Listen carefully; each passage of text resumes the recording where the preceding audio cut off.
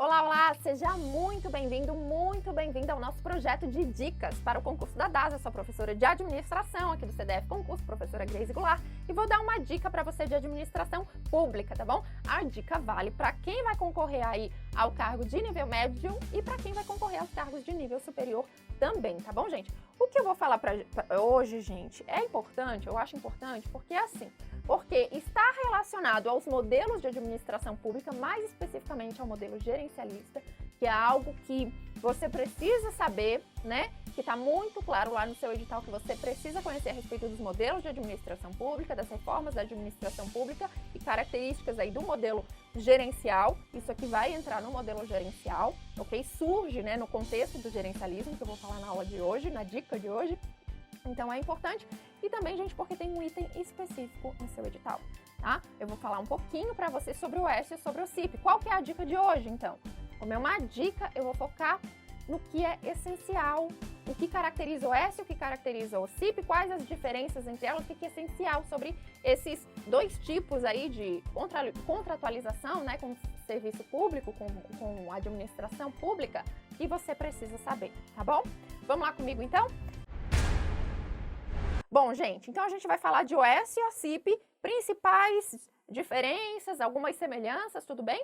Muito bom. A OS, então, gente, elas são as organizações sociais e a OCIP, organizações da sociedade civil de interesse público. A OS vai surgir com a Lei 9.637 de 1998, portanto, o contexto da administração pública gerencial, certo? E aqui, a OCIP, ela vai surgir um pouquinho depois, com a Lei 9.790 de 1999, também, né, no período aí gerencial que a gente está começando ainda a implantar o gerencialismo no nosso país, certo? Bem, preciso saber as leis, professora? Tenho que saber? Não, você não precisa decorar a lei, saber a lei especificamente, apesar que eu recomendo que você dê uma lidinha na lei seca, certo? Importante, tá bom? Mas não precisa saber a lei, decorar número de lei, nada disso não. O que acontece? Que é importante aqui, por que eu coloquei as leis? Para destacar aqui, se são tratadas em leis diferentes, é porque naturalmente existem algumas diferenças entre esses tipos aqui de contratualização, de organização, tá bom?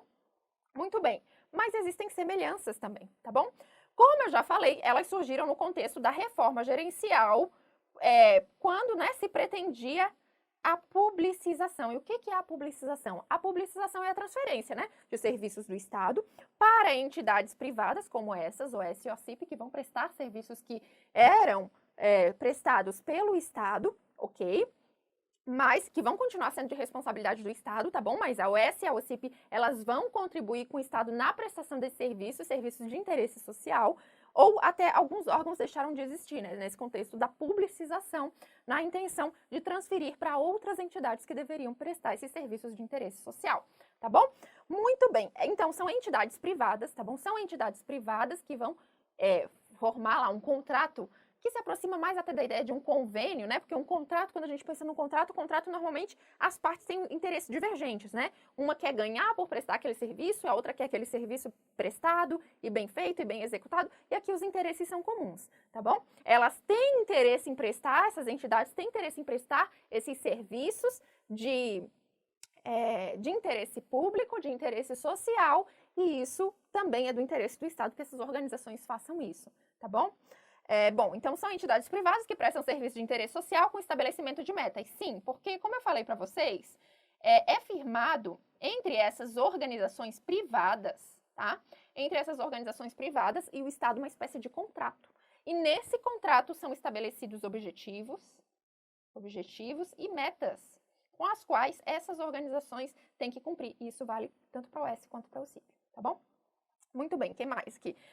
Ambas são paraestatais. Tá? São paraestatais, é você assim, mas quando eu estudei paraestatal, lá no direito administrativo, eu lembro de ter estudado as organizações do Sistema S. Sim, organizações do Sistema S também são paraestatais, né? Organizações que trabalham ao lado do Estado, que contribuem com o Estado, mas o OS e o OCIP também vão se enquadrar nessa definição de paraestatal, tá bom?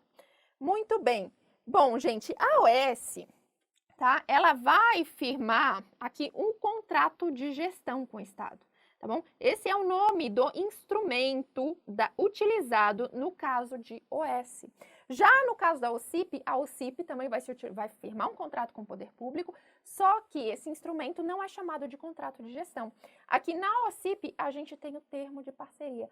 Ah, o termo de parceria. Como é que eu vou decorar isso, professora? Você vai decorar aqui a dica que eu dou aqui pelo Pzinho, tá bom? Como o termo de parceria tem o P, você vai lembrar da OCIP que tem o P, tá? E o contrato de gestão vai ser válido para as OS, tá? Que aqui no caso a gente não tem P, então vai ser o contrato de gestão. E termo de parceria para a OCIP, ok? Quais que são os serviços que são prestados pelas OS? Isso está estabelecido na lei. Serviços relacionados à saúde, cultura, ensino, pesquisa científica, né? Desenvolvimento tecnológico, meio ambiente. Veja, a lei só fala nesses tipos de serviços. Claro que serviços relacionados à saúde existe aí uma infinidade, né? Relacionados à cultura, a ensino, pesquisa, existe muita coisa que pode se enquadrar, mas precisa estar relacionado a esses grandes temas, tá bom? No caso das OCIPs, a lei estabelece um leque bastante grande de serviços, tá? Então, aqui até como dica para você, eu falo simplesmente em aqueles e outros serviços. Lendo a lei, você vai ver lá que são diversos os serviços que são elencados aqui para esse tipo de organização, tá bom, gente? Para esse tipo de parceria entre Estado e sociedade, tá? Incluindo, por exemplo, serviços aí de desenvolvimento de novas formas de produção, estímulo a atividades relacionadas à promoção da ética, promoção da paz, ok? Então, aqui, são muitas atividades, tá? Muito bem. Então, em linhas gerais, essas são as principais diferenças. Ler a Lei Seca vai te ajudar a conhecer um pouquinho mais dessas organizações, tá bom? Vamos lá comigo para uma questão.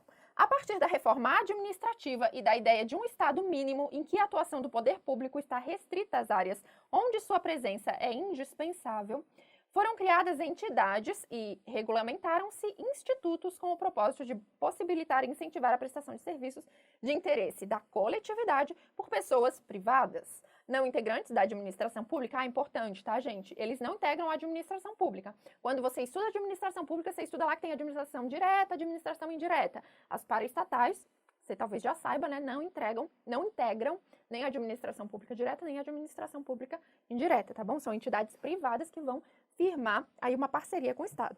Com relação às entidades sem fins lucrativos, chamadas de organizações sociais, analise as afirmativas a seguir e assinale V para verdadeiro e F para falso. Então, aqui o nosso foco vai ser só o S, tá? Organizações sociais, tá? Isso que está pedindo a questão. Vamos lá. Organização social é um tipo de autarquia. E aí, é um tipo de autarquia? Não. A autarquia, ela compõe a administração pública indireta, não é isso? E o que a gente acabou de falar? Que a OS não faz parte da administração pública, nem da direta nem da indireta, são organizações privadas que firmam uma parceria com o poder público. Então, errada.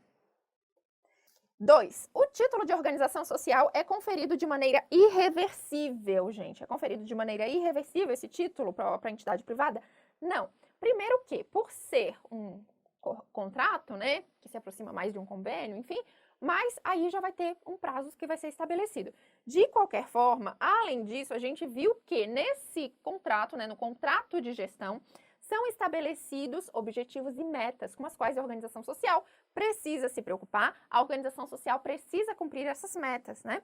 Se ela não cumprir, portanto, esse título pode ser revertido. Além disso, gente, o título ele é dado para organização social, tá bom? Esse contrato de gestão é firmado com a entidade privada de forma discricionária, tá? Então, tem que ser do interesse do poder público de firmar essa parceria aí com essa organização privada, no caso de OS, tá? Para a OCIP, não. Para a OCIP, se cumprir com determinados requisitos, ela acaba sendo reconhecida como OCIP. Mas aqui, no caso de OS, isso acontece de forma discricionária, tá bom?